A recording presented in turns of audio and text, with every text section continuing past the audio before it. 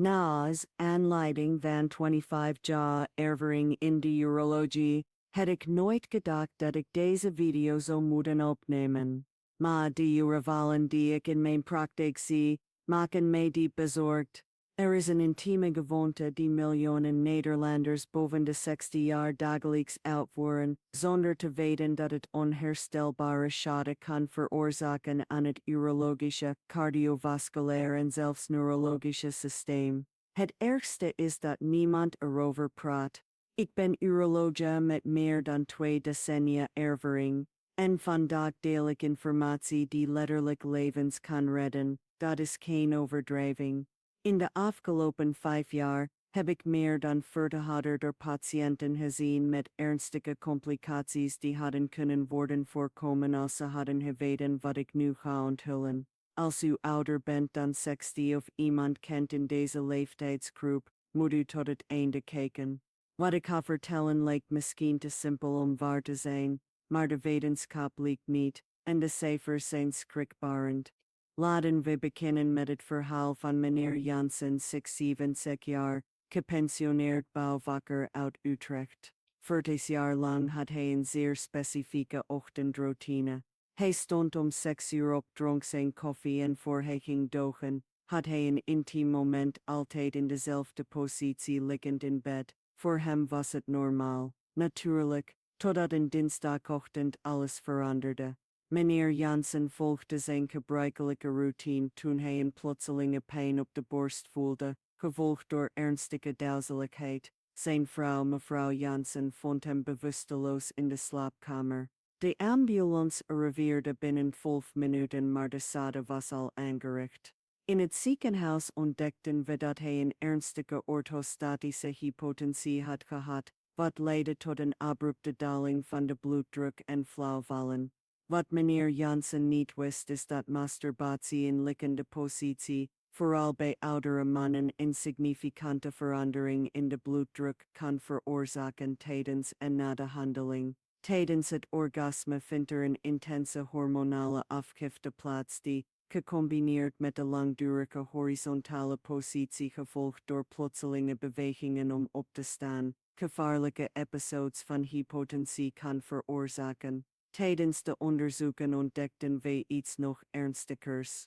Meneer Jansen vertoonde tekenen van chronische prostaatcongestie, direct gerelateerd aan de onjuiste houding tijdens de stimulatie.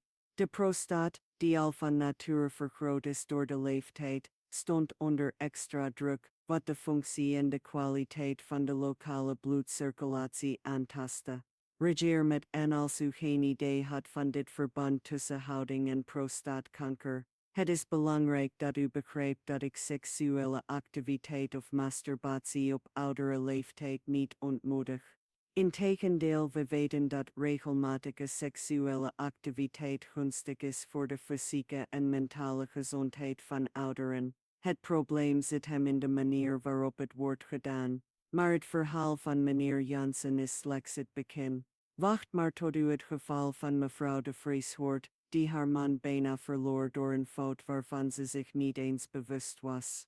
Mevrouw de Vries, 60 jaar, gepensioneerd lerares uit Amsterdam, was 40 jaar getrouwd met haar man Jan, 60 jaar. Ze hadden een actief en gezond intiem leven. Maar Jan had een zeer specifieke gewoonte. Hij verkoos intimiteit altijd liggend omdat hij beweerde dat het comfortabeler was voor zijn rug die last had van artrose.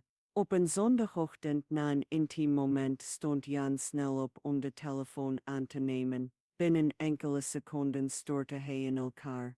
Mevrouw de Vries rende naar hem toe, maar Jan was verward, zijn spraak was onduidelijk en een kant van zijn gezicht was licht gezakt.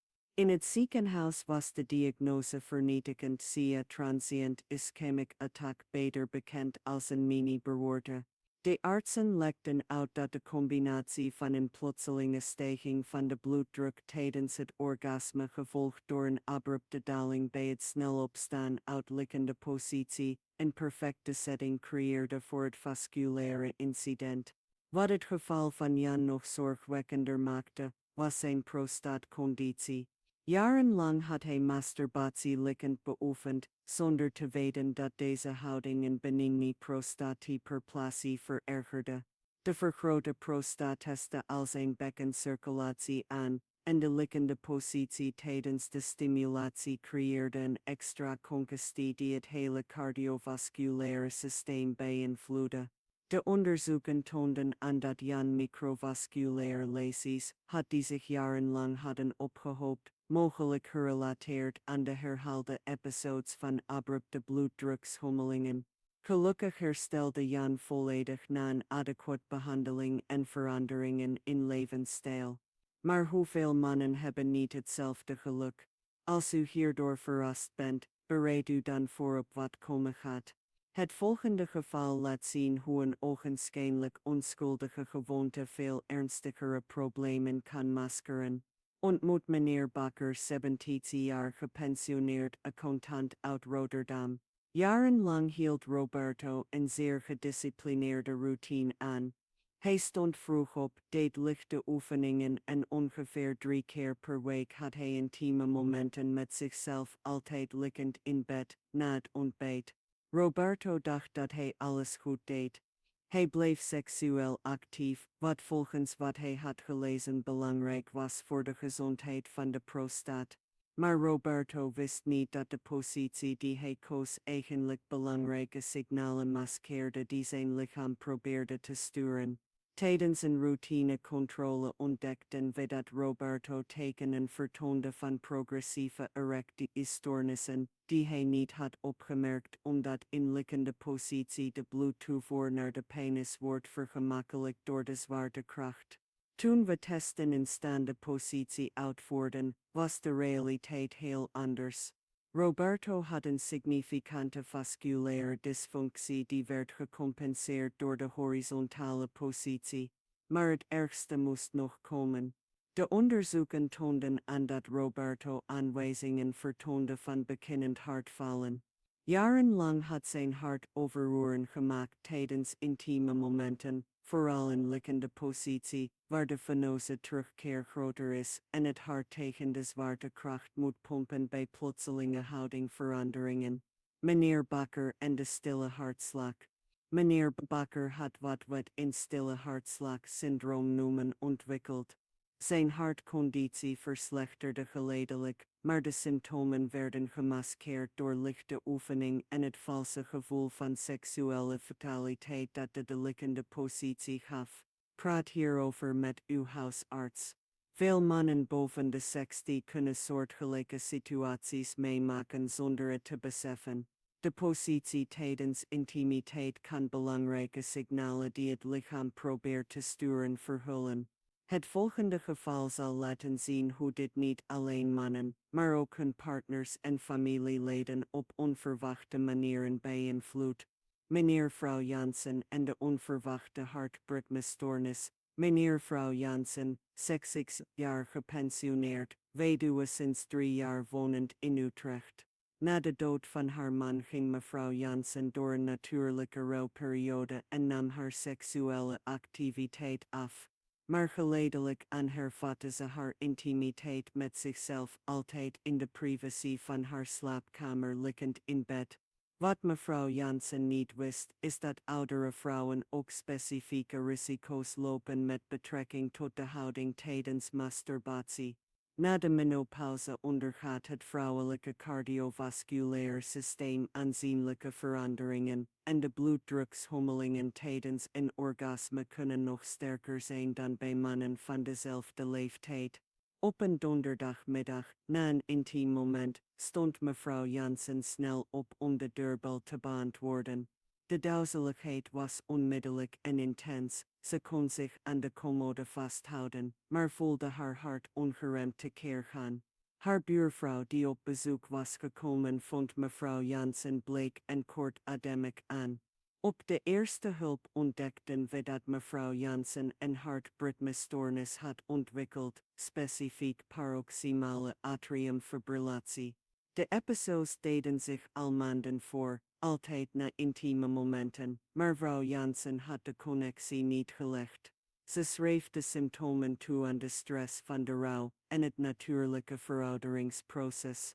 Onderzoek toonde aan dat mevrouw Jansen tekenen van metabool syndroom vertoonde met bloeddrukveranderingen en insulineresistentie. De liggende positie tijdens masturbatie creëerde een vicieuze cirkel. Het genot maskeerde de waarschuwingssignalen van het lichaam, terwijl de ongeschikte positie de onderliggende hart- en vaatziekten verergerde. Het meest verontrustende was dat mevrouw Jansen, net als veel vrouwen van haar generatie, zich schaamde om intieme kwesties met artsen te bespreken. Ze leed in stilte zonder te weten dat haar symptomen een identificeerbare en behandelbare oorzaak hadden. Deel deze video met iemand die dit moet weten.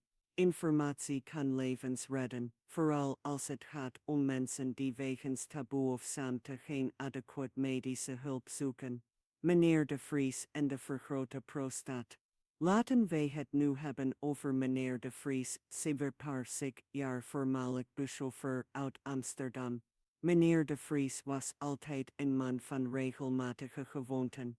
Hij stond ongeveer 30 uur op, douchte, ging naar het toilet en had ongeveer 4 keer per week intieme momenten met zichzelf, altijd in dezelfde houding liggend op zijn rug in bed. Jarenlang had meneer de Vries geen duidelijke problemen.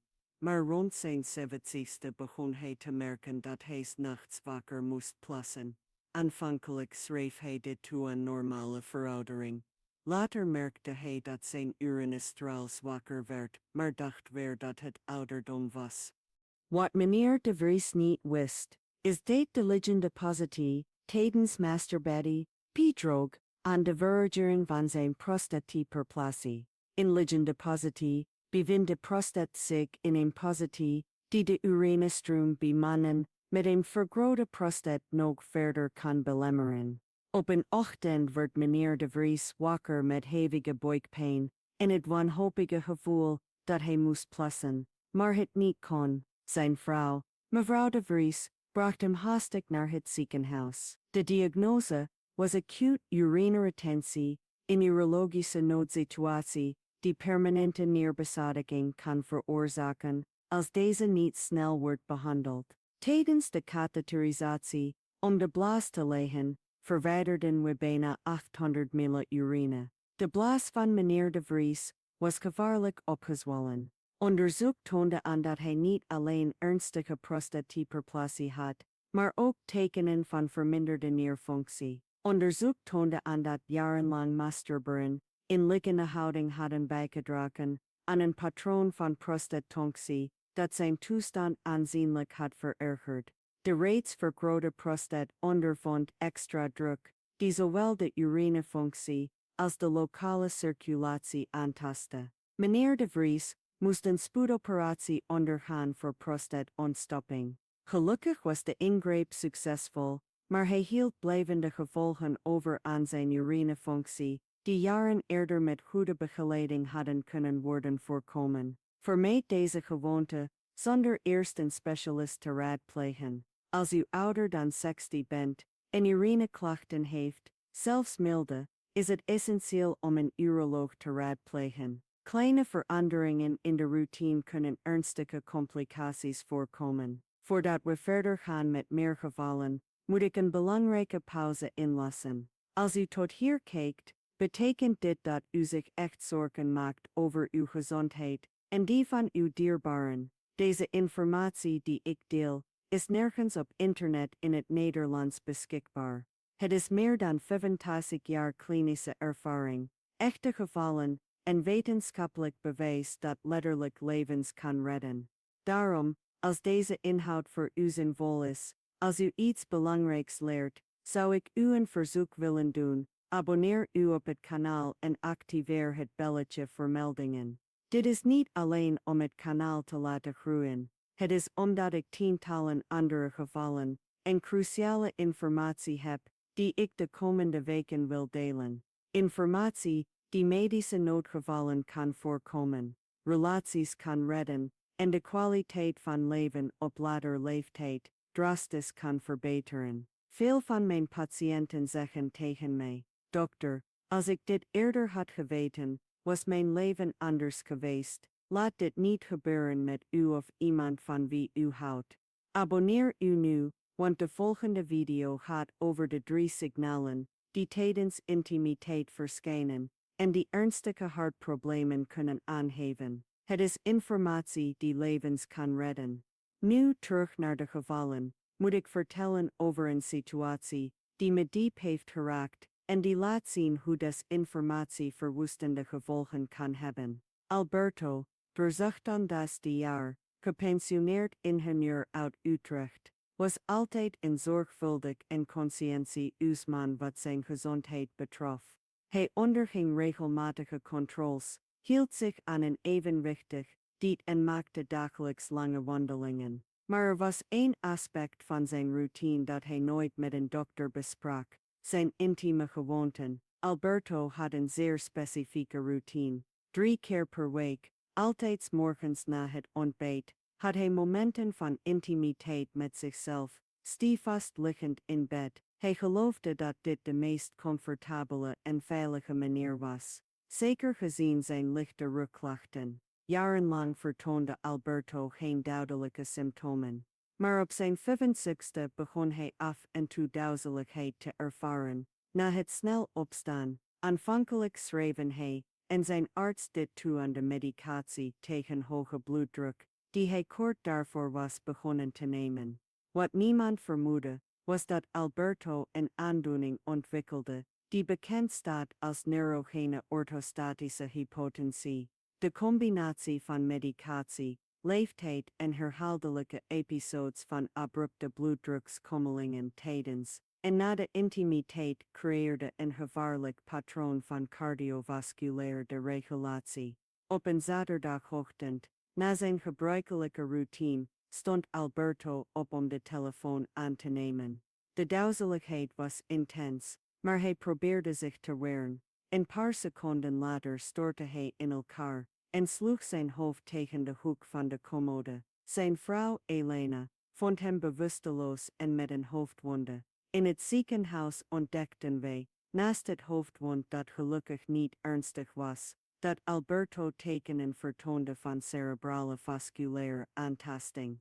De herhaalde episodes van orthostatische hypotensie hadden microvasculaire lesies veroorzaakt, die zijn cognitieve functies aantasten en het risico op beroertes aanzienlijk vergroten. Het meest opvallende was de ontdekking dat Alberto ook tekenen van autonome dysfunctie vertoonde. Zijn zenuwstelsel verloor het vermogen om de bloeddruk adequaat te reguleren tijdens veranderingen van houding. Jarenlang ongeschikte stimulatie tijdens intimiteit had bijgedragen aan deze dysfunctie. Alberto moest een intensief programma van vasculaire revalidatie ondergaan en aanzienlijke veranderingen in zijn routine aanbrengen. Gelukkig herstelde hij volledig dankzij de juiste behandeling, maar de schrik diende als waarschuwing voor het belang van het bespreken van alle aspecten van de gezondheid met artsen, inclusief intieme kwesties. Als dit uw aandacht heeft getrokken, wacht dan af tot u het geval van Jan hoort, dat bijna het leven van een man kostte om een reden die hij zich nooit had kunnen voorstellen. Jan, 10 jaar, gepensioneerde handelaar uit Amsterdam, stond altijd bekend om zijn vitaliteit en goede humeur. Zelfs op hoge leeftijd bleef hij actief en had, zoals hij zelf zei, een ijzersterke gezondheid. Jan had een zeer specifieke ochtendroutine, die lichte oefeningen, een stevige kop koffie en momenten van intimiteit met zichzelf omvatten, altijd in de privacy van zijn slaapkamer, liggend in bed. Jarenlang volgde Jan deze routine zonder duidelijke problemen, maar op zijn 6e begon hij te merken dat hij na zijn ochtendgymnastiek sneller moe werd. Aanvankelijk schreef hij dit toe aan de natuurlijke veroudering en verminderde hij de intensiteit van zijn fysieke activiteiten enigszins. Wat Jan niet wist, was dat hij een stille hartaandoening had ontwikkeld, lichte tot matige aortaclipstenose. Deze aandoening, die vaak voorkomt bij ouderen, veroorzaakt een vernauwing van de aortaclip, die kan verergeren door activiteiten Die abrupte bloeddrukskommelingen veroorzaken. Masturbatie in liggende houding, gevolgd door plotselinge veranderingen van houding, creëerde een patroon van hartbelasting, dat zijn klepaandoening geleidelijk verergerde. Tijdens een orgasme steeg de bloeddruk aanzienlijk. In liggende houding is de veneuze terugkeer groter, waardoor het hart harder moet werken. Wanneer Jan snel opstond na de handeling, moest zijn hart zich abrupt aanpassen aan een nieuwe hemodynamische vraag. Op een dinsdagochtend, na zijn gebruikelijke routine, voelde Jan een ongebruikelijke beklemming op zijn borst. Het voelde alsof iemand zijn hart in zijn handen kneep, zoals hij later beschreef. De pijn straalde uit naar zijn linkerarm, en hij begon koud te zweten. Zijn vrouw mevrouw Conceso merkte meteen dat er iets mis was, en belde een ambulance. Onderweg naar het ziekenhuis kreeg Jan een hartstilstand. Gelukkig kon het ambulancepersoneel hem reanimeren, maar de schade was al aangericht.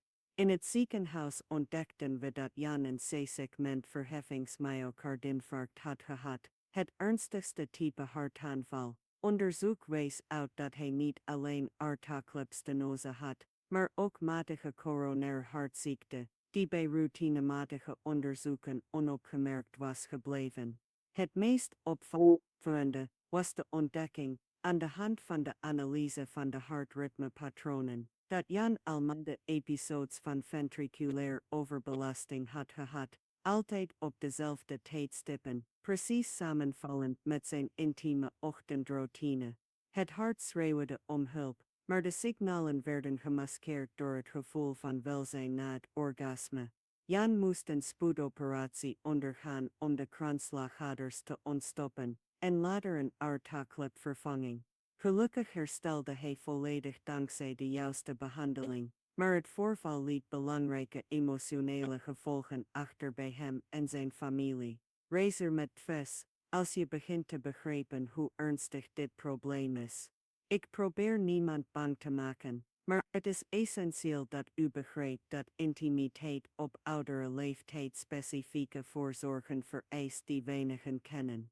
Nu laat ik u een geval zien dat niet alleen fysieke kwesties betreft, maar ook de psychologische en familiale impact van dergelijke situaties. Osvaldo 66 jaar, gepensioneerde hoogleraar uit Utrecht, was altijd een intellectueel en gereserveerd man. Na het overlijden van zijn vrouw 2 jaar geleden, doorliep Osvaldo een periode van diepe rouw, maar nam hij geleidelijk zijn activiteiten weer op en uiteindelijk ook zijn persoonlijke intimiteit. Als man van academische gewoonten onderzocht hij de seksualiteit op oudere leeftijd, en kwam tot de conclusie dat regelmatige masturbatie gunstig was voor zijn prostaat. Osvaldo stelde een zeer gedisciplineerde routine vast, 2 keer per week, altijd in de middag na de lunch, comfortabel liggend in bed. Hij geloofde dat hij, op basis van de informatie die hij op internet had gevonden, het beste deed voor zijn gezondheid. Osvaldo schreef die jarenlang had Osvaldo geen demonen, maar hij begon te merken dat hij na intieme momenten een intense slaper voelde die uren aanhield. Aanvankelijk dacht hij dat het normaal was, zeker gezien het feit dat hij dit altijd na de lunch deed. What Osvaldo niet wist, was dat hij een late-onset slaapapneu had ontwikkeld, een aandoening die verergerde na het overlijden van zijn vrouw, door de stress en veranderingen in zijn slaapritme. Masturbatie liggend, vooral na de maaltijd, creëerde een vicieuze cirkel van overmatige slaperigheid, die de tekenen van de slaapapneu maskeerde. Op een zondagmiddag, na zijn gebruikelijke routine, viel Osvaldo in een diepe slaap. Zijn zoon die hem kwam bezoeken, vond hem uren later verward, met moeite sprekend en blijkbaar gedesoriënteerd in tijd. Bezorgd bracht hij hem onmiddellijk naar het ziekenhuis.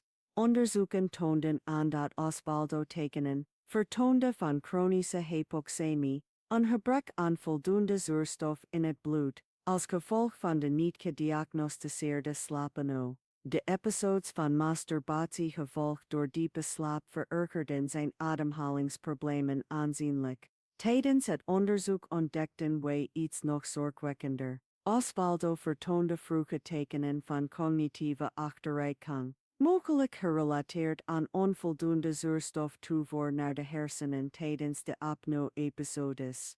De combinatie van langdurig liggen postorgasmische slaperigheid en apneu creëerde gevaarlijke periodes van hersencyanose. De psychologische impact was verwoestend. Osvaldo, die altijd trots was op zijn helderheid en intellectuele capaciteiten, was doodsbang voor de mogelijkheid dat hij dementie ontwikkelde. De familie raakte ook in paniek, zonder te begrijpen hoe zo'n ernstige aandoening onopgemerkt was gebleven. Gelukkig herstelde Osvaldo volledig zijn cognitieve functies met de juiste behandeling van slaapapneu en veranderingen in zijn intieme routine. Maar het geval toonde aan hoe ogenschijnlijk losstaande kwesties complex met elkaar kunnen samenhangen op latere leeftijd. Neem aan dat symptomen zoals overmatige slaperigheid of verwardheid geen normale tekenen van veroudering zijn. Vaak zijn het signalen van behandelbare aandoeningen die worden gemaskeerd door ongeschikte dagelijkse gewoonten. Het volgende geval laat zien hoe dit probleem op onverwachte wijze huwelijken van tientallen jaren kan beïnvloeden. Oscar Sever traint zich en Carmen Sever traint zich. Geraldo Sever traint zich, jaar wonend in Utrecht. Ze hadden altijd een actief en harmonieus intiem leven gehad. Maar de afgelopen jaren vanwege Geraldo's artroseproblemen had het paar hun intimiteit aangepast. Geraldo ontwikkelde een voorkeur voor individuele intieme momenten, altijd liggend wat hij comfortabeler vond voor zijn gerichten. Carmen maakte zich aanvankelijk geen zorgen over de verandering. Ze begreep de fysieke beperkingen van haar man en respecteerde zijn behoefte om intimiteit aan te passen. Maar geleidelijk begon ze veranderingen in Geraldo's gedrag op te merken. Hij werd geïrriteerder, vertoonde episodes van verwardheid en nog zorgwekkender begon hij vaak te vallen. Wat het paar niet wist, was dat Geraldo een aandoening had ontwikkeld, die fragiele oudere-syndroom wordt genoemd, verergerd door ongeschikte intimiteitspraktijken. De langdurige liggende positie gevolgd door abrupte houdingveranderingen droeg bij aan een progressieve cardiovasculaire deconditionering. Op een donderdagochtend, na een intiem moment, probeerde Geraldo snel op te staan omdat hij Carmen vanuit de keuken hoorde roepen. De duizeligheid was intens, hij verloor zijn evenwicht en viel, waarbij hij zijn rechterfemur brak. Carmen vond hem op de grond bij bewustzijn maar met hevige pijn.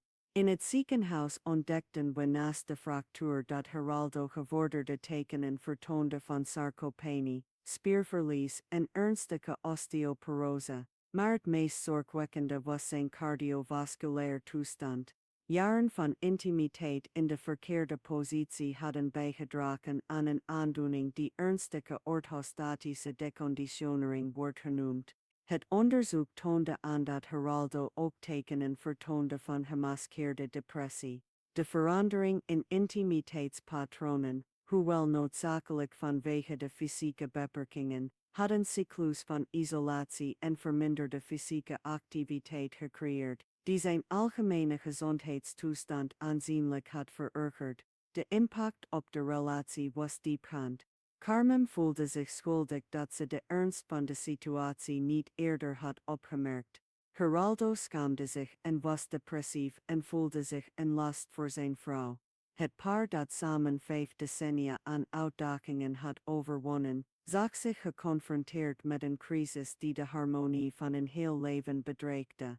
Gelukkig herstelde Geraldo van de fractuur en verbeterde zijn algemene toestand aanzienlijk met een multidisciplinaire behandeling, waaronder fysiotherapie, psychologische begeleiding en passende urologische begeleiding. Het paar volgde ook relatietherapie om de emotionele aspecten van de situatie aan te pakken. Deel dit met de stellen die je kent. Vaak vereisen veranderingen in intimiteitspatronen op latere leeftijd professionele begeleiding om veilig en gezond te gebeuren. Voor das Franzik, wie zat zich, Voordat we afsluiten, moet ik het hebben over een laatste geval dat alle risico's die ik heb gepresenteerd samenvat en laat zien hoe preventie levens kan redden. Frans, 89 jaar gepensioneerde monteur uit Amsterdam, was een eenvoudige hardwerkende man die toegewijd was aan zijn gezin. Na zijn pensionering ontwikkelde Frans een zeer specifieke routine.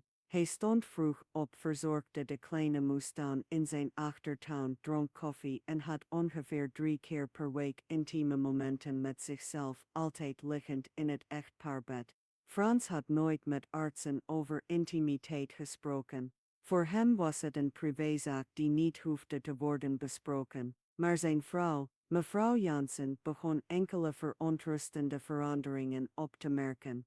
Frans had episodes van afwezigheid, momenten waarop hij stilstond, naar niets keek en niet reageerde als hij werd geroepen. Aanvankelijk dacht mevrouw Jansen dat haar man afgeleid raakte door de leeftijd. Maar de episodes werden frequenter en vonden altijd plaats in dezelfde periodes, dinsdag, donderdag en zaterdagochtend, precies samenvallend met Frans' intieme routine. Wat niemand vermoedde was dat Frans kleine episodes van Thia's had transient ischemic attacks, mini-beroertes die slechts enkele minuten duurden, maar cumulatieve schade aan de hersenen veroorzaakten. De combinatie van onbehandelde hypertensie, beginnende diabetes en de herhaalde episodes van abrupte bloeddrukveranderingen tijdens intimiteit creëerde de perfecte omstandigheden voor deze vasculaire gebeurtenissen. Op een zaterdagochtend, na zijn gebruikelijke ochtendroutine, kreeg Frans een langer aanvallend incident. Mevrouw Jansen vond hem verward op de rand van het bed zitten, met moeite sprekend en een licht hangende rechterkant van zijn gezicht. Deze keer aarzelde ze niet en belde ze de marktverreis.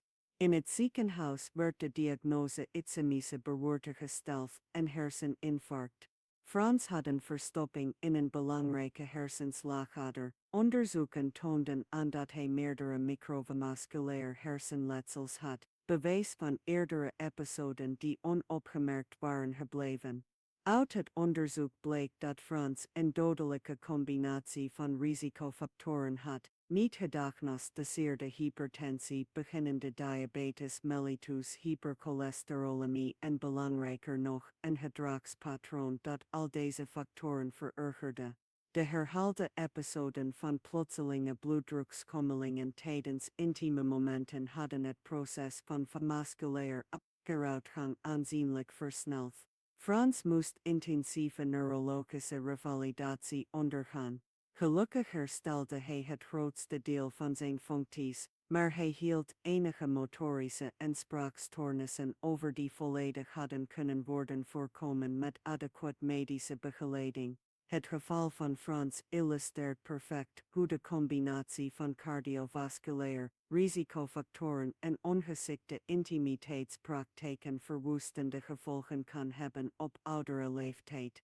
Nu, na het delen van al deze echte gevallen, moet ik enkele praktische richtlijnen geven die letterlijk levens kunnen redden. Ten eerste is het essentieel om te begrijpen dat ik seksuele activiteit of masturbatie op oudere leeftijd niet ontmoedig. Integendeel, we weten dat regelmatige seksuele activiteit extreem heilzaam is voor de fysieke, mentale en emotionele gezondheid van ouderen. Het probleem zit niet in de activiteit zelf, maar in de manier waarop deze wordt beoefend. De liggende positie tijdens masturbatie kan problematisch zijn voor ouderen om verschillende wetenschappelijk vastgestelde redenen. Ten eerste wordt wanneer we liggen de veneuze terugkeer vergemakkelijkt door de zwaartekracht, waardoor meer bloed naar het hart stroomt. Tijdens een orgasme is er een intense afgifte van hormonen zoals adrenalin en noradrenalin die de hartslag en bloeddruk aanzienlijk verhogen. Bij jonge mensen is dit geen probleem, maar bij ouderen, vooral diegenen met onderliggende cardiovasculaire aandoeningen, kan deze overbelasting gevaarlijk zijn. Laat angst of schaamte u er niet van weerhouden om informatie en medisch advies in te winnen. Uw gezondheid en kwaliteit van leven zijn belangrijker dan enige tijdelijke ongemakkelijkheid. Als deze video u op enigerlei wijze heeft geholpen, als het u heeft doen nadenken over enkele gewoonten of als u deze informatie wilt delen met iemand die het moet weten, geef dan alstublieft een like, abonneer u op het kanaal en activeer de meldingen. Ik heb nog veel meer belangrijke content om met u te delen. Onthoud, kennis is preventie en preventie is de beste geneeskunde. Pas op uzelf, praat met uw arts en aarzel niet om hulp te zoeken wanneer dat nodig is. Heel hartelijk dank voor uw aandacht en tot de volgende video, waarin ik de vroege tekenen van prostaatproblemen zal bespreken, die elke man boven de 50's moet kennen. Mis het niet.